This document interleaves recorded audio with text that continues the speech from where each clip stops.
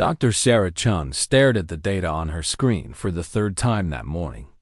The numbers didn't make sense. They couldn't make sense. But there they were, impossible and undeniable. Humanity's first faster-than-light drive had failed. So had the second. And the third. 12 different designs, 8 different scientific teams, all across the solar system. Every single one stopped working at exactly the same distance from the sun. Not approximately the same distance. Exactly the same distance, down to the centimeter. Sarah pulled up the quantum resonance scans from the latest test. The experimental ship had been accelerating perfectly, reality warping around it just as the math predicted. Then at 18.4 billion kilometers from Earth, something happened. The drive didn't explode or malfunction. It simply stopped affecting reality, as if the universe itself had decided humanity wasn't allowed to go any further. "It's a wall," she whispered to herself. "Someone built a wall around us." The other scientists thought she was crazy at first.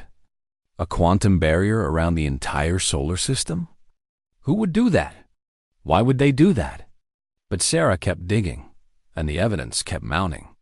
Strange energy signatures at the edge of the system. Quantum fluctuations that followed mathematical patterns no natural phenomenon could produce. Most damning of all, when they sent a probe to measure the barrier, the reading showed technology. Not human technology. Someone else's. The news reached the public 6 months later. Humanity wasn't alone in the universe. But whoever else was out there didn't want to meet humans. They wanted to keep humans locked away. The reaction surprised everyone who expected panic. Instead of riots in the streets, people got angry. Instead of despair, they got stubborn. Humanity had spent its entire existence overcoming obstacles that should have been impossible. Ice ages, plagues, wars, extinction events. Each time, humans survived by refusing to accept defeat. This would be no different. The Breakthrough Project started with 12 scientists in a basement laboratory in Geneva. Within 5 years, it had grown into the largest cooperative effort in human history. Every nation contributed.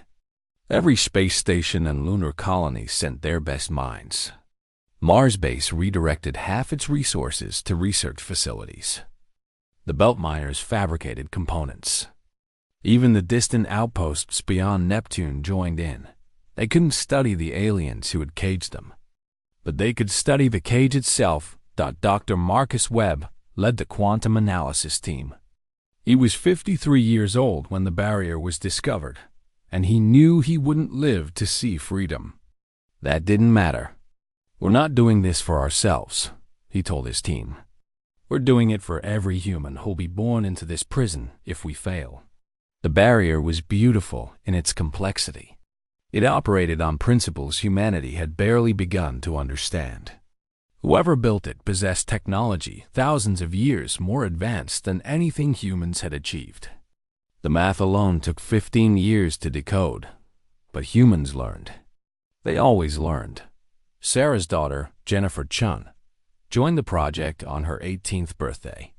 She had grown up in a universe that humanity couldn't explore, and she hated it with a passion that drove her through 2 doctoral programs before she turned 25. "They think we'll give up," she said during one late-night research session. "They think we'll accept our cage and be grateful they left us alive. They don't understand humans at all." The breakthrough came in an unexpected direction. The aliens used psionic fields to generate the barrier, something humans didn't possess naturally. Every species the barrier was designed for would be helpless against it because their own mental abilities made them vulnerable to its structure. It was a perfect prison, elegant and inescapable, for anyone who had psionics. "We're immune," Jennifer announced to the Project Council in 2247. "Our brains don't work like theirs. We can't generate psionic fields, which means we can't interact with the barrier the normal way. But that also means we can do things they never imagined. She pulled up her simulation. They built the barrier using psionic mathematics. It's like a lock that only responds to mental energy. But any lock can be picked if you understand its mechanism. We've been trying to open it from the inside using methods they'd expect. Instead, we need to exploit the gap between psionic reality and physical reality. The quantum computers came next. Massive machines that simulated psionic fields without actually generating them. It took 4 years to build the first prototype. It took another 3 to make it stable. The test nearly failed when the simulation collapsed. But Jennifer's team rebuilt it with redundancies the original designers had thought unnecessary. In 2251, 94 years after humanity discovered their prison, the moment arrived. The test ship positioned itself at the barrier's edge. Inside, a crew of 12 volunteers waited. They all knew the risks. The quantum computer might tear their ship apart.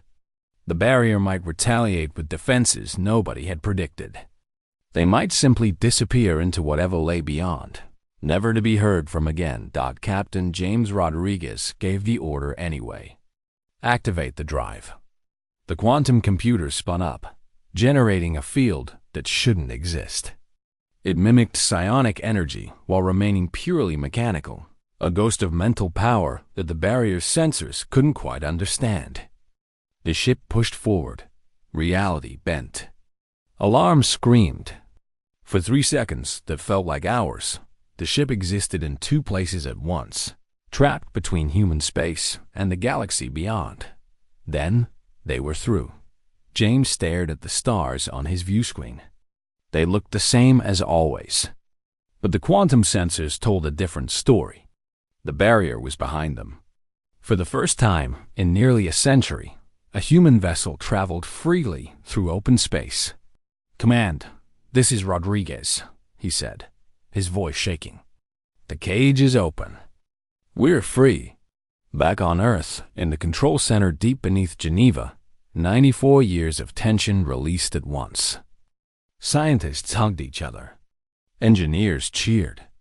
Sarah Chun, now 98 years old and confined to a wheelchair, watched the telemetry with tears streaming down her face. Jennifer knelt beside her mother's chair. "We did it, Mom. Just like you said we would." Sarah smiled. "No, sweetheart. You did it. Your generation. And now the real work begins.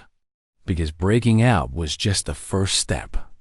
Now humanity had to face whoever had put them in that cage. And more importantly, they had to find out why. The galaxy had tried to break humanity by locking them away. Instead, humanity had spent a century learning, adapting, and becoming something the galaxy had never expected. They had turned their weakness into strength, their isolation into unity, their prison into a university. The aliens who built the barrier had made a critical mistake. They had given humanity a challenge. And humanity never, ever backed down from a challenge. 3 months later, the first human delegation prepared to make contact with the Galactic Council. They had no idea what reception waited for them. They didn't know if they'd face diplomacy or weapons, welcome or hostility. But they knew one thing with absolute certainty.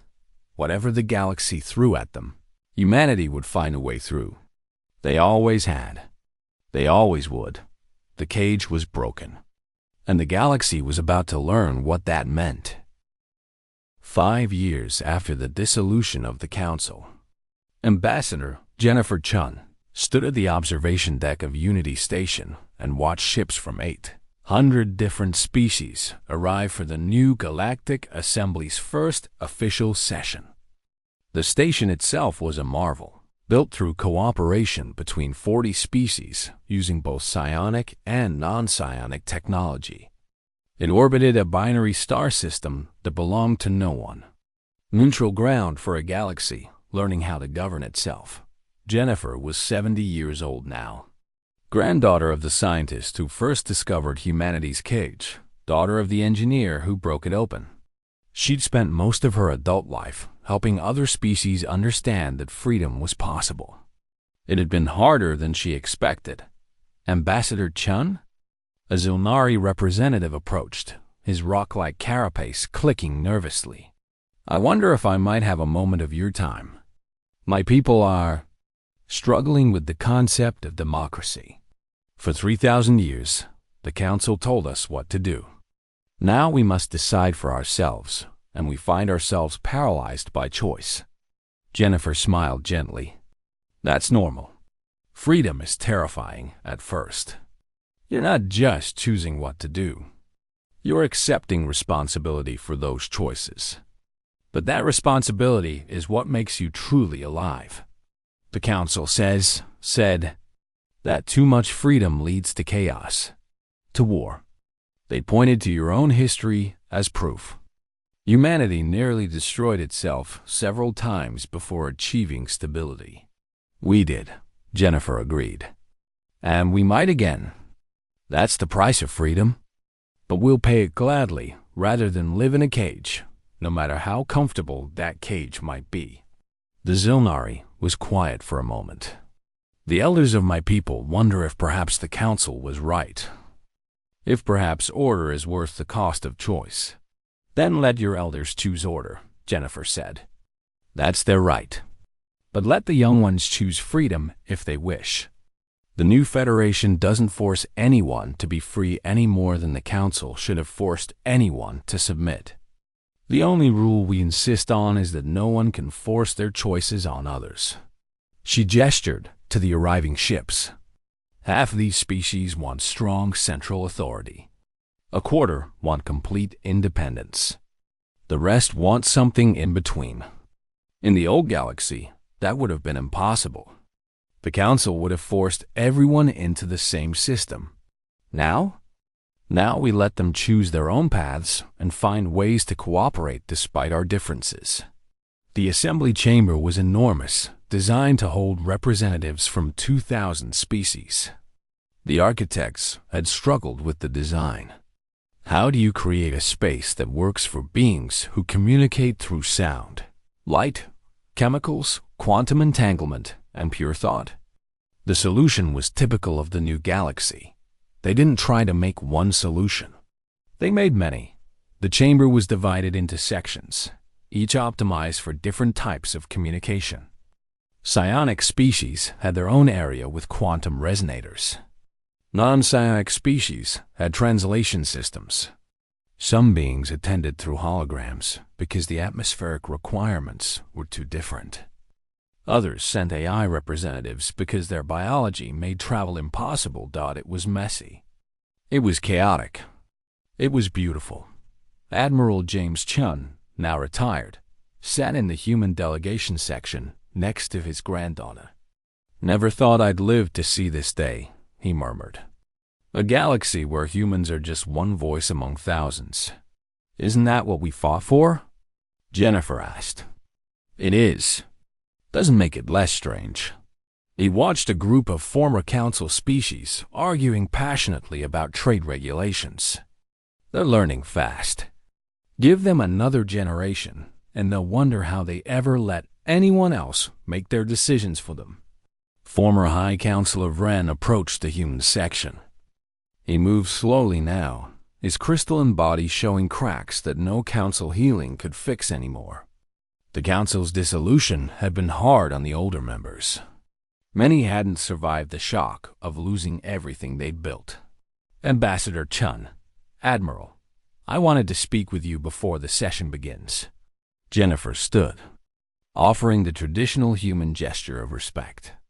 Counselor, you honor us. Former Counselor, Vren corrected gently.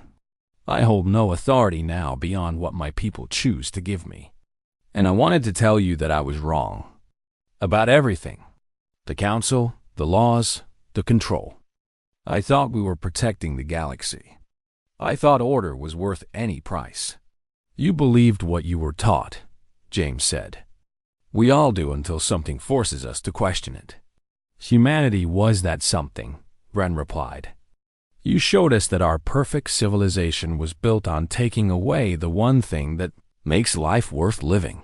choice, the ability to succeed or fail on our own merits, the responsibility of freedom. He gestured to the filling chamber. Look at them. Already they are forming alliances, making agreements, sometimes arguing to the point of conflict. The Council would have never allowed such disorder. But they are alive in a way they never were under our rule. And I am grateful to humanity for showing me that before I died. The first session of the new Galactic Assembly began with chaos. Representatives talked over each other. Translation systems struggled to keep up. At least 3 species walked out in protest over procedural disagreements. A fight nearly broke out between 2 groups with a centuries-old grudge that the Council had simply suppressed rather than resolving. President Elena Kwan, attending as Earth's representative, watched it all with satisfaction. "This is terrible," she whispered to Jennifer. "It's going to take them months to agree on anything." "Years, probably," Jennifer agreed. "I love it." The Assembly's first major test came 6 months later. A dispute between 2 species over mining rights in a disputed system. Under the Council, such issues were resolved by decree. Ancient laws would be consulted, precedents examined, and a decision imposed that both sides had to accept whether they liked it or not. Now there were no ancient laws to consult. No precedents, no authority to impose solutions. The 2 species, the Korthori and the Ves, had hated each other for 3,000 years. Their rivalry had been kept in check only by Council intervention. Now that intervention was gone, many feared they would go to war. Instead, something unexpected happened. With no authority to appeal to, the Korthori and Ves had to actually talk to each other. Not through Council mediators filtering every word. Not with psionic compulsions ensuring they stayed civil.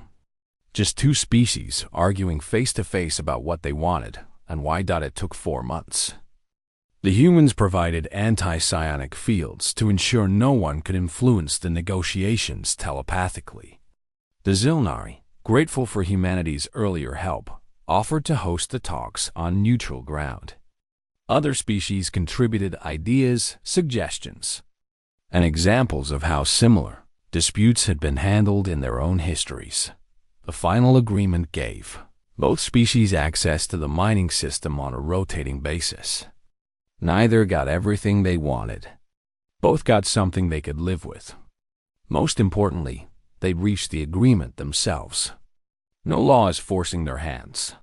No ancient authority making decisions for them. "It worked," Ren said, watching the signing ceremony. "They chose peace because it served their interests, not because they had no other choice. This is how civilizations should function." But not everyone agreed. Across the galaxy, factions emerged that wanted the old ways back. They called themselves the Restoration Front, and they numbered in the billions. Species that had found comfort in the Council's order. Individuals who preferred being told what to do rather than facing the burden of choice. Governments that missed having absolute authority backed by reality itself. "They are organizing," reported David Okonkwo, head of Human Intelligence Services. 47 species, maybe more. They want to restore the Council. They're developing psionic weapons that can bypass our anti-psionic fields. They're recruiting former Council military officers. "Ambassador, this could turn into a civil war." Jennifer studied the reports. The Restoration Front wasn't just powerful, they were growing. And they had a legitimate grievance. The old system had worked for them. Why should they accept a new one just because humanity said so? "We don't fight them," she decided. "Ambassador? We don't fight them," she repeated. "They want to return to the old ways? Fine. Let them create their own mini-council. Let them live under the rules they prefer. But they don't get to force anyone else to join them. That's the one thing we will fight for. The right to choose." The compromise shocked both sides. Humanity would support the creation of a new concordat for species that wanted centralized authority and psionic law enforcement. But membership would be voluntary. Anyone could leave at any time. And the Concordat couldn't interfere with species that chose different systems. "You would allow us to rebuild what you destroyed?" asked Heth, leader of the Restoration Front, during negotiations. "We destroyed for submission," Jennifer replied. "If your people choose to submit voluntarily, that's their right. We're not here to impose freedom any more than the Council should have imposed order. We're here to ensure everyone gets to choose their own path." The new Concordat was established a year later. 73 species joined immediately. 200 more maintained observer status. It operated on principles similar to the old Council, but with one critical difference. Membership was a choice.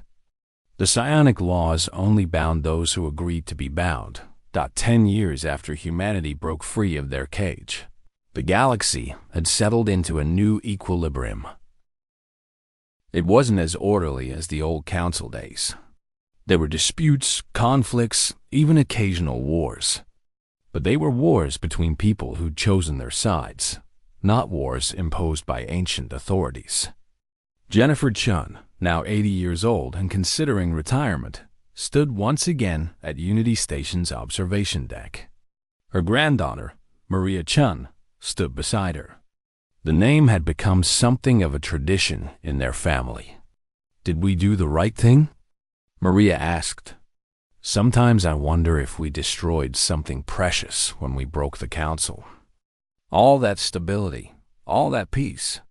Was our freedom worth the cost to others?" Jennifer considered the question. She'd asked it herself countless times over the years. The Council wasn't peace.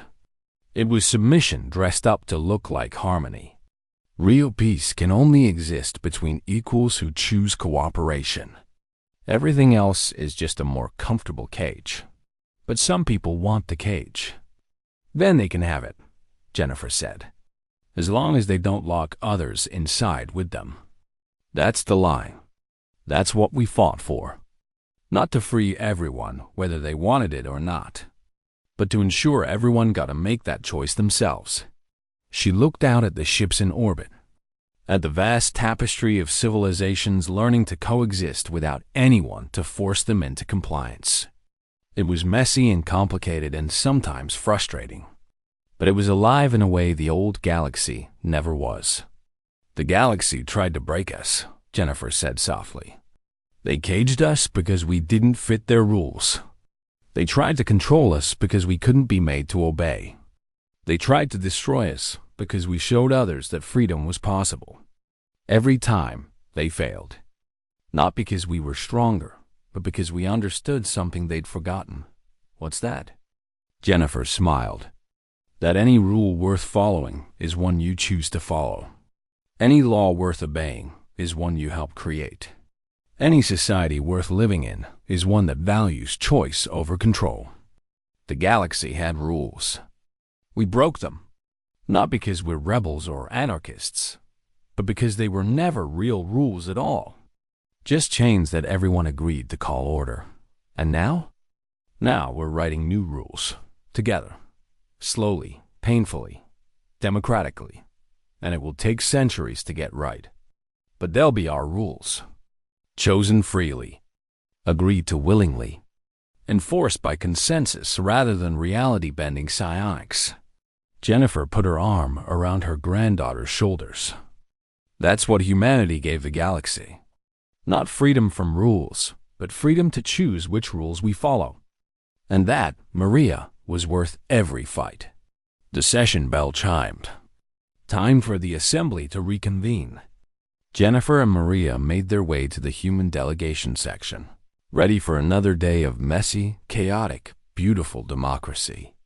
The galaxy had tried to break humanity. Instead, humanity had broken the galaxy's rules and replaced them with something better. Not perfect. Never perfect. But chosen. And that made all the difference.